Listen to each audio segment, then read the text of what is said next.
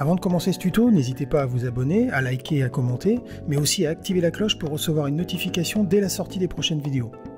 N'oubliez pas que la chaîne a besoin de vous, alors n'hésitez pas, si vous le pouvez, à nous soutenir en cliquant sur le lien donation dans la description de cette vidéo. Merci à toutes et tous par avance. Bonjour à toutes et tous, je vous propose dans cette petite vidéo de comprendre ce que sont les différentes releases proposées régulièrement sur macOS et qui peuvent parfois faire peur aux utilisateurs que nous sommes. Comme vous le savez, Apple propose quasiment tous les ans une nouvelle version de son système d'exploitation maison macOS. Comme tout changement de système, des corrections de bugs, mais aussi de nouvelles fonctionnalités sont apportées, nous faisant parfois profiter de nouveautés tirant parti de ces dernières. Mais quid des autres mises à jour, mises à disposition par Cupertino tout au long de la vie de son système d'exploitation? Je vous propose ici de comprendre ce que sont chaque désignation de macOS.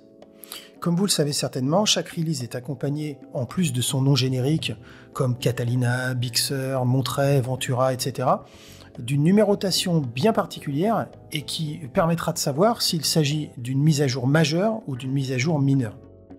Prenons un exemple concret. Je suis ici sur macOS Ventura. Dès sa sortie, macOS Ventura a été désigné comme la version 13.0 de macOS. Mais au fil du temps, cette version a évolué jusqu'à devenir, à l'heure où je fais cette vidéo, la version 13.6.7. Mais qu'est-ce que veulent bien pouvoir dire ces chiffres? On a vu que le premier chiffre, ici dans notre exemple le chiffre 13, correspond à l'identification de notre système d'exploitation, donc Ventura. Le second chiffre fera référence à la 6e mise à jour majeure cette fois-ci, et le troisième chiffre correspondra à la 7e mise à jour mineure. Partant de là, que faut-il comprendre? Eh bien, une fois que vous êtes sur une version d'OS particulière, ici dans l'exemple je suis sur macOS 13 Ventura, je vous encourage à faire les mises à jour majeures mais aussi mineures, à partir du moment où vous avez fait un Time Machine ou encore une image disque de votre système actuel. Dans ces conditions, vous ne risquez absolument rien, car en cas de pépin, si pépin il devait y avoir, une solution de repli serait possible et rapide immédiatement. Notez que ces mises à jour corrigent parfois des bugs de premier ordre, et si vous allez sur la toile avec votre machine, vous permettra également de boucher les failles de sécurité qui pourraient poser problème.